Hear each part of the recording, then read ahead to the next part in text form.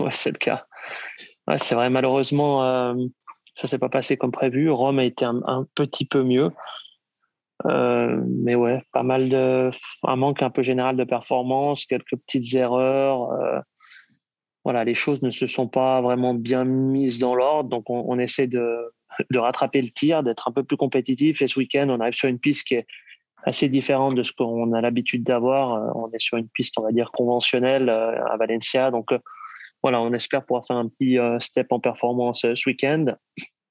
Ça sera notre dernier week-end avec l'ancien powertrain, donc l'ancien moteur électrique. On aura la nouvelle voiture pour la course qui suit à Monaco. Donc, voilà, il y a un petit peu quand même d'espoir pour ces prochaines semaines.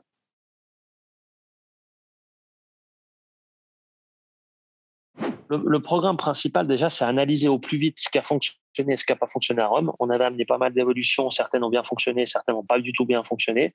Parce qu'il ne faut pas oublier non plus que le simulateur, c'est bien, mais ça ne permet pas non plus de tout tester proprement.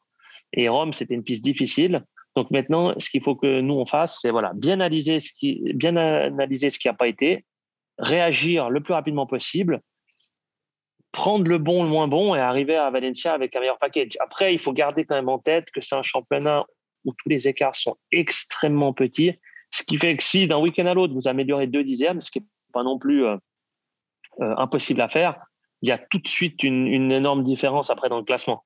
Donc voilà, il ne faut pas non plus suragir, il faut bien analyser, il ne faut pas suragir, pas tout changer et se préparer au mieux pour la prochaine course.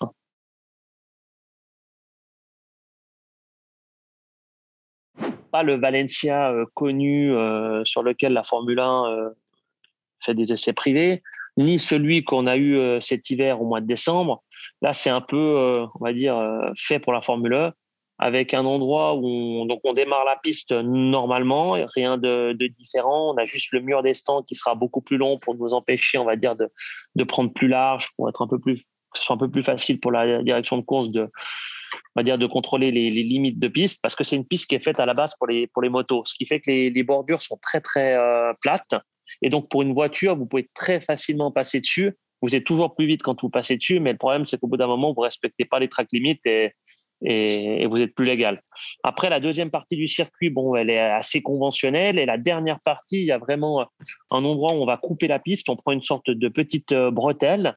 Et là, la Formule 1 a mis beaucoup de murs comme on a l'habitude d'avoir. Donc, on aura l'impression de rouler un petit peu sur une piste un peu typée Formule 1.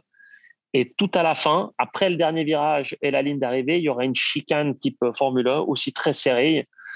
Donc voilà, en fin de compte, il y a quand même pas mal de petites différences par rapport à la piste qu'on connaît, mais on parle pas non plus d'une page blanche. Donc voilà, il y a de quoi faire.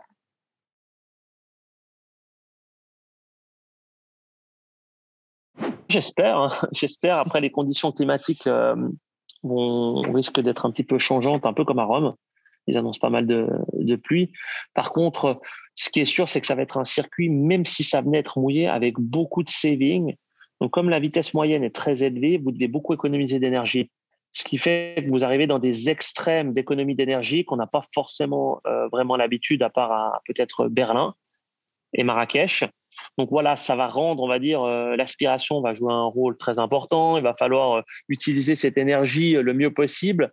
Et disons, si vous avez de l'énergie, vous allez tout de suite dépasser. Les dépassements vont être, entre guillemets, en course facile.